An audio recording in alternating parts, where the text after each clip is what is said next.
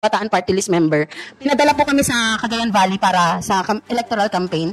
Ayan po, na ikinakampanya namin yung Makabayan Block. Bakit sila yung kinakampanya namin? Kasi yun yung atas ng CPP sa amin. Na kailangan ikampanya itong mga party list na binuo ng CPP para makapag-infiltrate sa loob mismo ng government. Next. So, very clear ha, sa sinabi mo na yung CPP nagbigay ng instruction sa inyo na ikampanya yung Makabayan Block. Yes po, sir. Particularly, anong mga party list yan?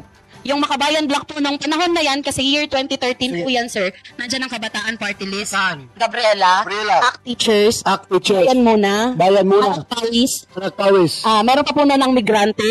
Ang Piston. Katribo. Ang Kalikasan. Katribo, ang Kalikasan. Yes po, sir. Yes, you have the floor, Miss Arian Jane Ramos. Evelyn Corpen. Yes. Magandang umaga po sa atin. Taga saan ka, Evelyn? Taga dito po talaga ako sa Caloocan City. So, Salugan ka? yes po, sir. Kasi marami kasing Corpen doon sa amin sa Davao Sur. Ang father ko po is from Catbalogan, Samar, sir. Balugan, Samar. Yes po, sir. Sige, go ahead. You have the floor, ma'am. Magandang umaga po sa ating lahat. To the Honorable Senators, Mr. Chair. Bago po ako mag-umpisa, ako po ay magpapakilala. Ako nga po pala si Idilyn L. Corpin, 29 na taong gulang, former rebel po at former Secretary General ng Lakas ng Kabataan para sa Bayan Cagayan Valley sa Polytechnic University of the Philippines sa Santa Mesa, Manila. Naging former Secretary din po ng East Front Committee ng Henry Abraham Command sa part po ng Cagayan sa Cagayan Valley. Member din po ng Kumiting Tagapagpaganap o Executive Committee ng COMPROB o Kumiting Probinsya ng Cagayan under the PRCV o Kumiting Rehiyon Cagayan Valley ng Communist Party of the Philippines. Gusto ko lang po mag-ilahad yung maikling testimonya. Kasabay na rin po, Mr. Chair, if you may allow, na i-present yung mga larawan kung paano po yung hakbang-hakbang na radikalisasyon na ginawa sa amin, mga kabataan. Masasabi ko pong sa aming mga kabataan kasi hindi isolated case yung nangyari sa akin bilang isang kabataang estudyante na na-recruit sa loob ng pamantasan, kagaya din ng iba pang mga maglalahad mamaya at ng iba pang mga kabataang na-recruit ng CPP, NPA, NDF. Kaya, Anong school ka? yes, ma'am. School? How old are you when you were recruited? Nung na-recruit po ako sa legal front ng CPP, NPA, NDF, 16 years old, ma'am. Year 2010 po. And college, high school, First year college. and now you're 29. Yes, ma'am. So, you stayed there for 13 years? Year 2019 po ako, ma'am, nung mag-surrender po. Almost 10 years po na nasa loob po ako ng Kilusan. Anong school ka galing? Polytechnic University of the Philippines. PUP? Yes, sir. Santa Mesa, Manila. Yan yung inimbestigahan namin dito nung missing minors. Andito pa yung mga parents na kasama. Yes. And we will give the floor to them later. Please continue. Yes po, sir. Yan po. Una po akong na-recruit, na-organize sa loob ng Polytechnic University of the Philippines sa sa Manila nung ako ay nasa unang taon ng kolehiyo sa kumukuha ng kursong Bachelor of Arts in Philosophy. Ayan, sa unang araw po ng pagkaka-recruit ko sa PUP, supapunan yung mga adjustment period na tinatawag sa mga estudyante. Yan po yung mga panahon na pumapasok ang mga profesor para maibigay lang yung course outline. Kaya dinatnan ko po yung PUP nung kasagsagan na nagbabato ng mga upuan, lamesa, sirang electric fan, sirang computer, from 6th floor down to ground floor, yung tinatawag naming papay, kung saan nagkukulong po yung mga aktivista. Tapos doon sinusunog. Yan, dahil kasagsagan din po yan nung panahon ng tuition fee increase, kasi meron pa pong tuition fee noon ng mga state universities and colleges.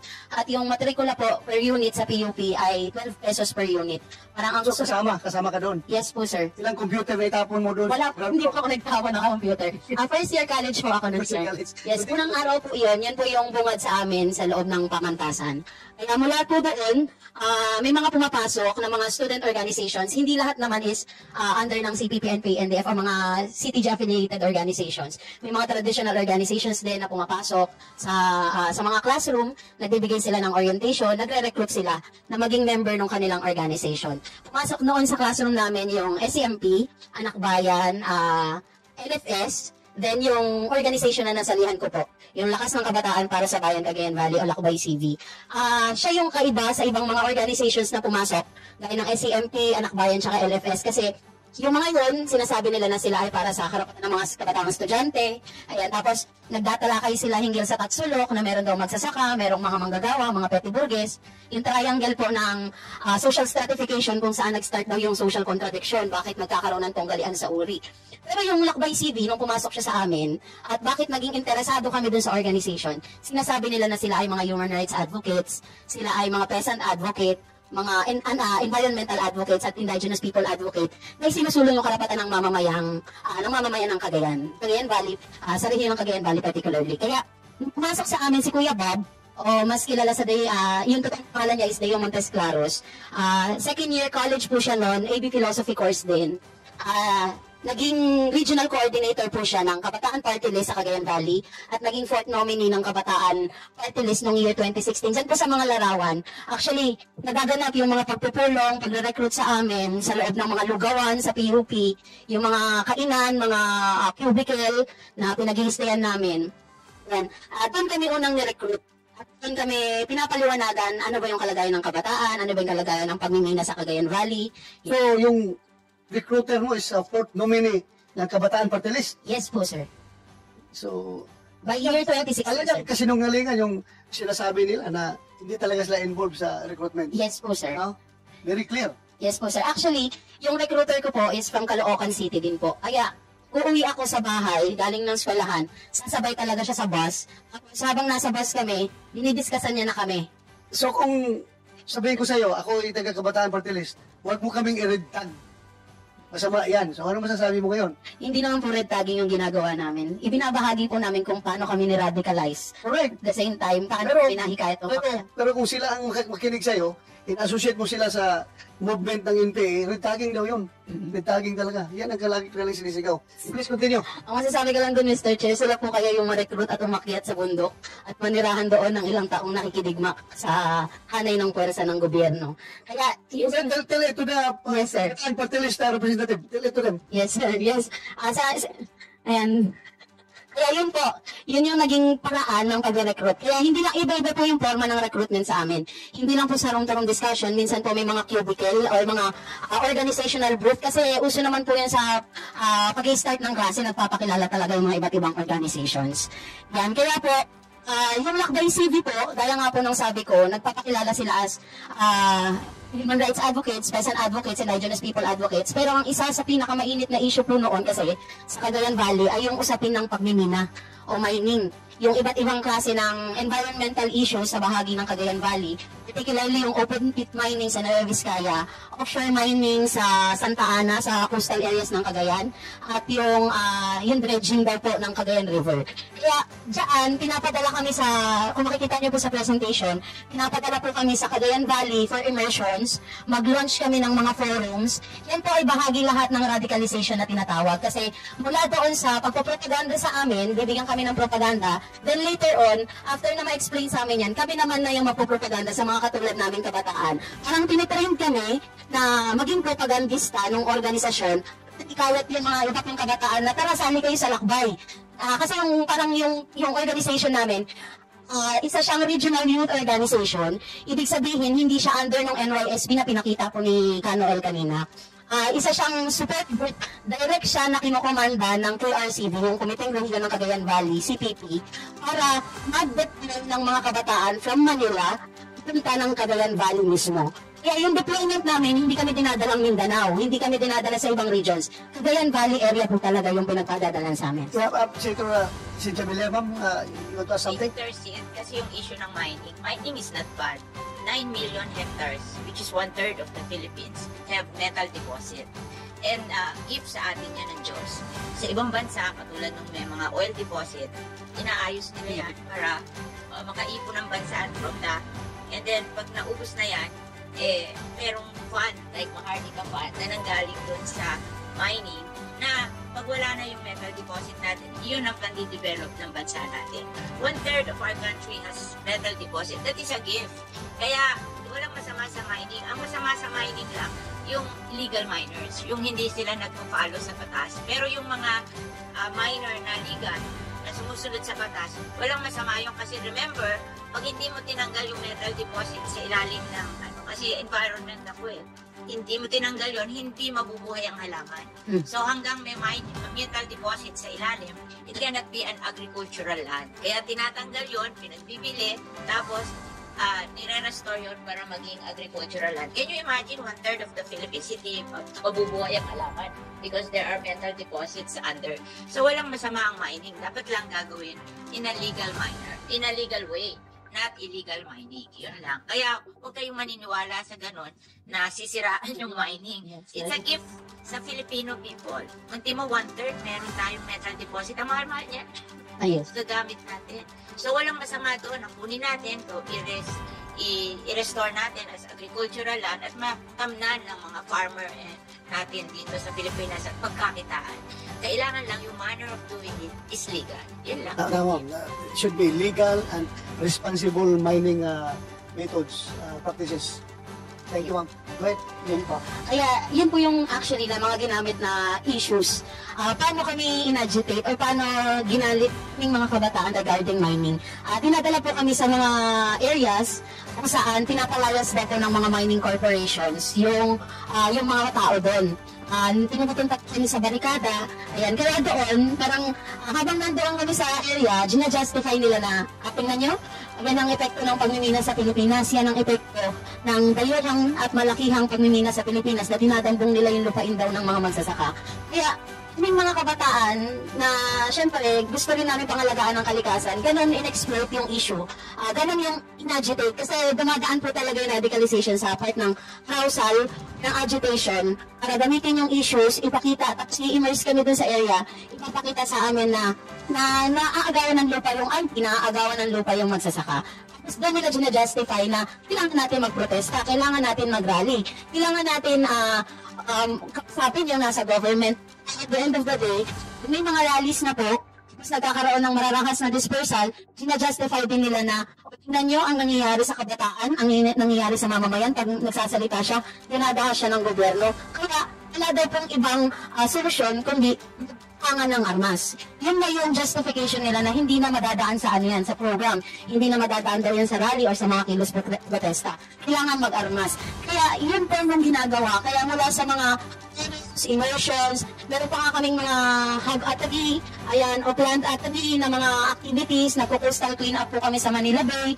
Yan, nagtatanim pa kami ng mga puno sa gitna ng kagubatan ng Sierra Madre. Actually, mga fruit-bearing trees na ang sa likodan naman nun ay parang inindun kasi ng mga NPA yun pag napadaan sila doon. Kaya magtanim ng mga fruit-bearing trees. Pero yun yung ginagawa namin as a whole. Kaya dinarahas daw yung mga environmentalist activists namin na naman naglulunsad kami ng iba't ibang forums regarding human rights kasi pagkakadugtong yung mga issues ng estudyante sa kalikasan bilang bahagi ng mas malaking lipunan at sa lagayan daw ng pagiging pasista daw or ng pagiging marahas at violente ng gobyerno. Kaya yun po yung dinadaanan namin. Yung mga naipakitang libro kanina at references ni Kanoel, like yung Lipunan at Revolusyong Pilipino, yung maikling kurso sa Lipunan at Revolusyong Pilipino MKLRP na shortened ng LRT, yung SND, ayun po lang yun ay nagdaanan namin bago kami na-recruit sa, naaral namin, binigay sa aming pag-aaral. Then after na makuha namin yun, itinuro din namin sa kapareho naming kabataang estudyante na nire-recruit namin. Kasi dun sa end ng pag-aaral na yun, tinuturo na ang tanging solusyon. At struggle lang daw po ang tanging solusyon. At kahit sa school, yung espesyal na kursong masa, magsasaka, kabataan, kababaihan, yung araling aktivista, lahat yun tinuturo na ang struggle ang solusyon. Kaya doon nare-radicalize yung kapareho naming mga kabataan. Kaming mga kabataan na, ito talaga. Kahit nasa lungsod kami, sumuporta tayo sa armed struggle. Ganon yung sinasabi. So, ngayon kung sasabihin ko, halimbawa ako yung kabataan party list, sabihin ko, ang habol namin dyan sa kabataan para sa will to advance the welfare of the youth. Yun ang aming habol. Hindi namin sila nire-recruit para to take up arms against the government. Legal kami na party list, legal kami. So, paano mo sagutin niya ngayon? Paano? Kung Kabataan Party List as a whole, kasi hindi naman po natin pwedeng sabihin na lahat ng members ng Kabataan Party List ay nagre-recruit na mag-NPA. Ganun po ang ginawa natin. Talagang red tagging yan. Kasi halimbawa, for example, isang first year college na gaya ko na dumaan sa recruitment. Ang recruit niya sa Kabataan Party List, wala siyang idea ano ang CPP, NPA, NDF. Sasabihin natin yung Kabataan Party List ay nagre-recruit ng NPA. Sabihin pati sila damay. Ano na siyang idea? Kaya ang sagot mo doon, Diba nagkakaroon ng recruitment sa loob ng mga legal front organization? Not just Kabataan Party List, hindi lang Anak Bayan, Bayan Muna, napakaraming mga CTG, ang binuo ng CTG, ng CPP-NPA, NDF na mga legal front organizations. Na sa loob kasi ng mga organizations na to, meron yung tinatawag na underground mass organization. Ano yung ginagawa ng underground mass organization? Nandyan yung personalities ng CPP, NPA, NDF na nagre-recruit. Kapag sinabi po natin na ang UP nagre-recruit ng mga magiging NPA, pag ganun po, red tagging talaga yun, or masasabi natin na hindi naman lahat sila recruiter eh. Mas marami lang ingay. So what is the underground organization of Kabataan? Kabataang Makabayan, sir. Yung presentment po kanina ni Kano. Thank you. Thank you. Yan. Kaya, yun po yung nagre-recruit sa underground. Sinasabi nga po nila na hindi naman kami nagre-recruit. Yung papel nila. Bakit nagiging way yung Kabataan Party List or any other sectoral front or legal front organization ng CPP na makapag-recruit sila, makapag-support sila ng mga kabataan sa underground? Ang part nila, malaking bahagi dyan as yung radicalization. Kasi doon sa AOM na tinuturo po sa amin, yung Arouse, Organize, Mobilize, walang ma-organisa, walang ma-recruit radicalization. Kung walang arousal, kung walang agitation. Kung hindi mapagpipiganda ang CPP, NPA, NDF at mga legal front organization ito, hindi naman sila makaka-recruit. Yung ma-recruit man sila, maglalay low. At plus, aalis din. Hindi sila magpapatuloy. Pero habang tumatagal yung radicalization na magtuloy isang kabataan sa violent extremism, yun na yung nadulo na siya na kailangan kong tumangan ng armas. Ay, kailangan kong mag-NPA. Kasi nga, ito yung justification. Ito yung kalagayang ipinakita sa akin. Hindi siya simpleng inuto yung isang kabataan. Kasi kahit kayo mga FRs, masasaktan kami at magagalit kami pag sinasabihan kaming, ututo kasi kayo, kaya kayo na-recruit. Na hindi kami inuto, hindi lang simpleng brainwash na parang pag binigyan mo ng candy yung bata is, paniniwala na agad siya sa'yo. Dinawag kami, training, talagang ni-radicalize. Ibig sabihin, inugat, ano yung personal interest namin? Dinikit siya doon sa ano yung interest ng sector namin, ng pagiging kabataang estudyante. Idinikit doon sa ano yung problema mo sa bahay, problema mo sa eskwelahan, at problema mo bilang isang kabataang bahagi ng lipunan. Kaya ganoon yung... Yes, ma'am. Anong role ng parents mo? Hindi nakialam ang parents mo while you are being recruited? Actually, nung mga panahon po na yan, tinuturoan din po kami na magsinungaling sa aming mga magulang. Tinuturoan po kami na ilihim yung aming mga ginagawa. Bakit po? Ano yung sinasabi ng mga organizers namin? Kasi security natin yan. Personal security mo yan. Dahil ganun na nga kami minumolder, bakit matutulungan ka ba ng nanay mo pag nahuli ka ng mga pulis? Pag hinuli ka nila, o pinakick out ka doon sa school. Yun yung nagiging parang sa amin, punta po kami ng immersion sa Cagayan Valley. Ang sasabihin sa amin, sabihin nyo may term paper lang tayong gagawin. May group project lang tayong gagawin.